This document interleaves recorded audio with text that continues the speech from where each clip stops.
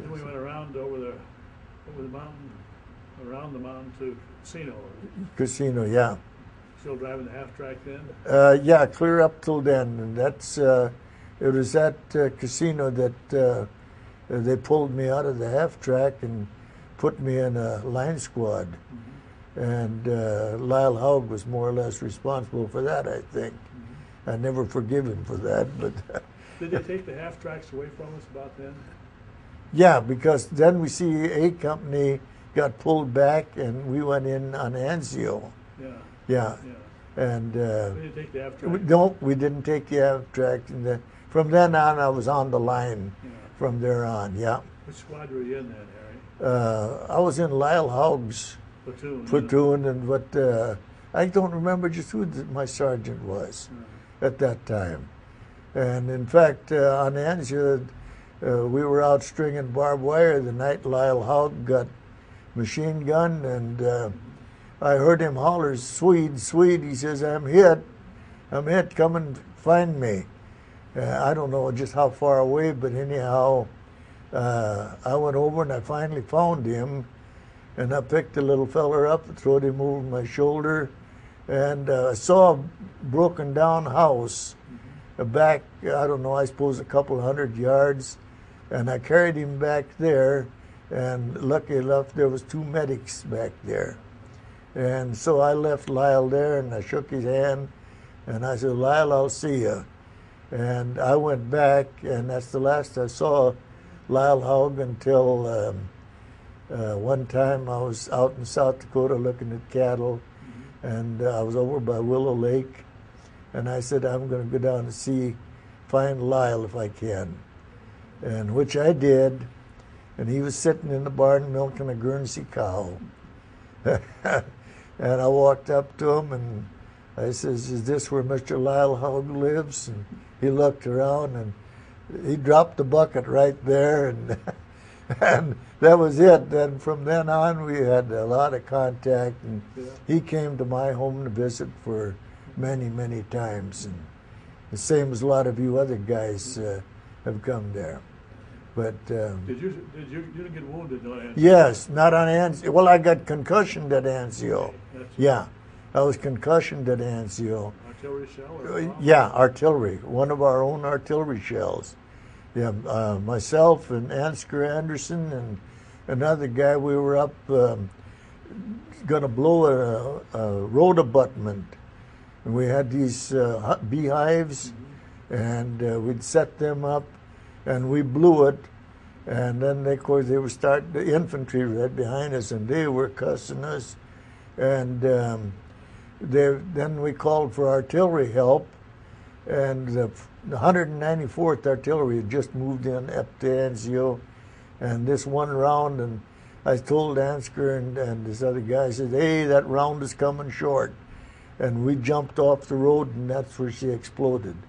And it knocked me out, and it knocked Ansgar out, and we come to there, and I got interior. I bled for several days interiorly. Yeah. You went to the hospital? Yeah, I went to the hospital then, and I was there for a couple weeks, I think.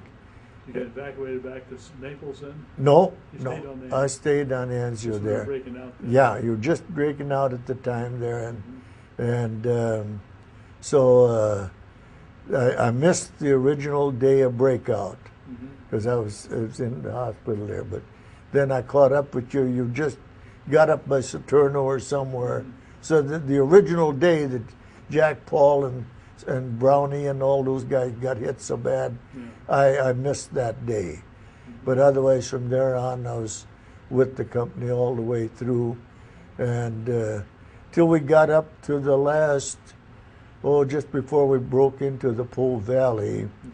By that time, I was platoon leader, and we were working up around on a road, fixing it for the infantry guys to get around the mountain, and a fellow by the name of Albert Shutt, was running a Caterpillar, and I walked up to him. He wanted me to find out what he was supposed to do, and I stood there right beside the cat, right next to blade on a bulldozer, and 88 come right in and hit right at the base of the bulldozer blade. And I took part of my tip of my ear and blooded my whole side and filled me with small shrapnel pieces on my shoulder and that. And I ended up getting the Purple Heart for that. And, yeah. Were you in the hospital along with that? No. I got back to the medics, and they bandaged me up and sent me back to the company. And about 3 days later, Captain Hummel says, I haven't got an officer for you. He says, you got to get out with your boys.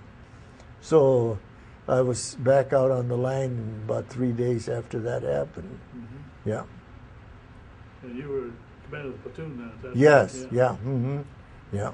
Was that about Christmas time, or where'd that come? What time of the year was it? Oh, that was around Christmas. Well, when I got hit that day. Okay. That was only about 3 weeks before, or a month before the end of the war. Oh, was it? Okay. Yeah, it was getting right up toward the end of the war. Yeah, yeah. So.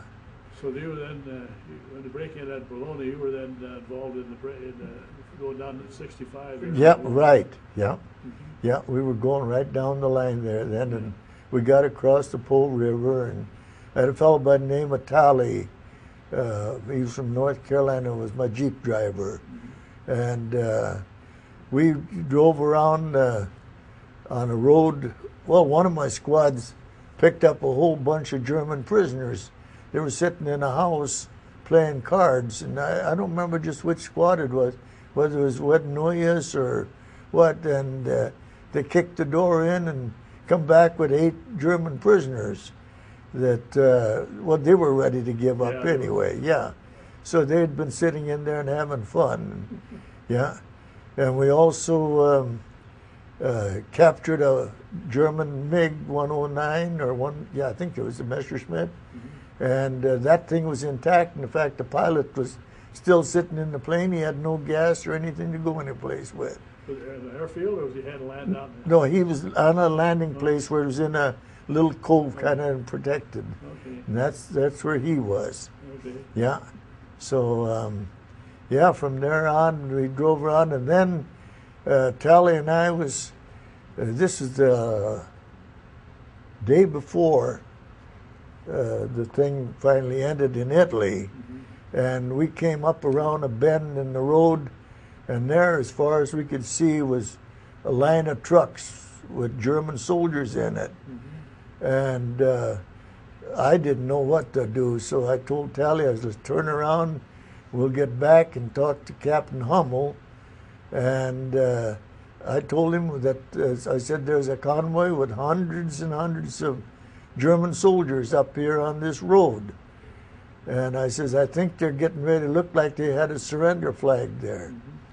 Mm-hmm. And so Captain Hummel went and got Colonel Coffey, and they went up, and here the commander of the German 34th Infantry Division surrendered to Coffey and I don't know who else it was, to our American 34th Division. Yeah. But I think I was one of the first ones to run into that bunch of German troops. Probably were. Yeah. I knew they surrendered to us, but yeah. I didn't know that you guys were. Yeah. My 3rd platoon of Company A was one of the first ones involved with that group of guys. That's great. Yeah.